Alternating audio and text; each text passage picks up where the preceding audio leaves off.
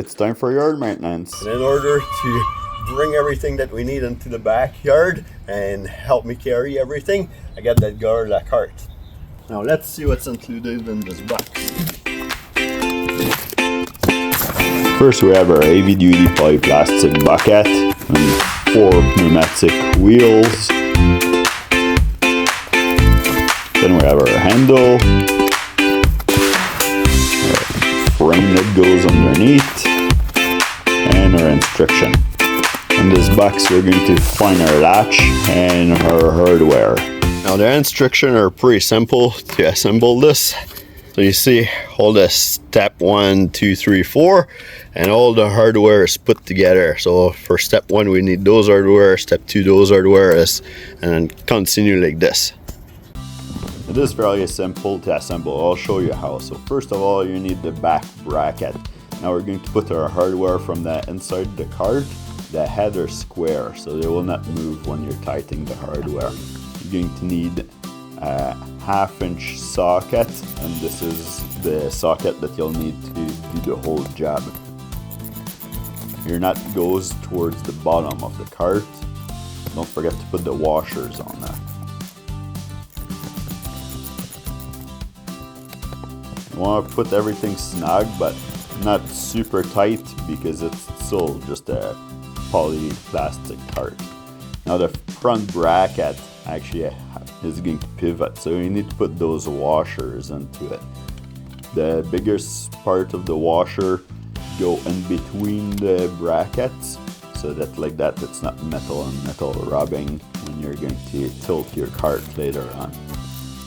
So first you have to install the bolts that hold those 2 brackets together.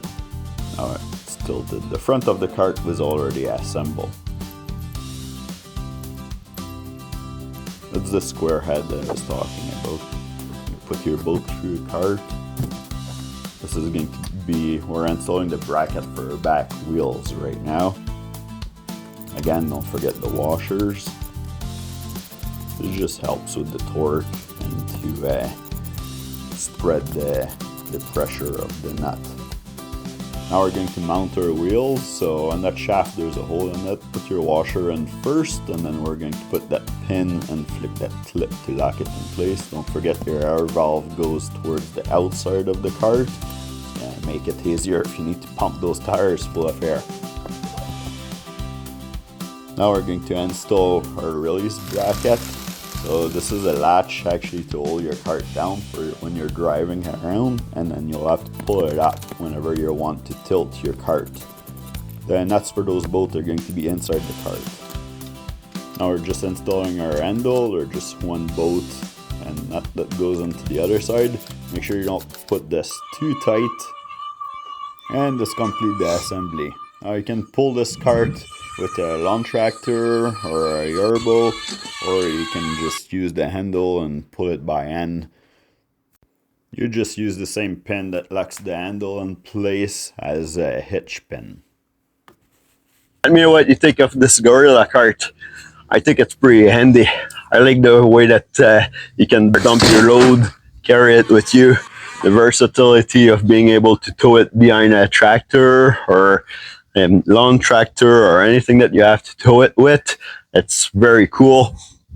And being able to actually use the handle too, and use it just as a regular cart around the yard, because sometimes, you know, you might be in tight spaces where you don't have access, or you need to back it up to where you need to dump. So having the handle for it is extra practical. Anyway, give me a thumbs up. I'll see you in the next video.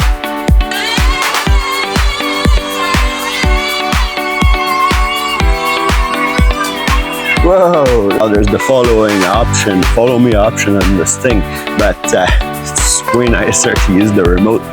It's actually more fun. I can sit down and, you know, go and where I need to go for unloading the load.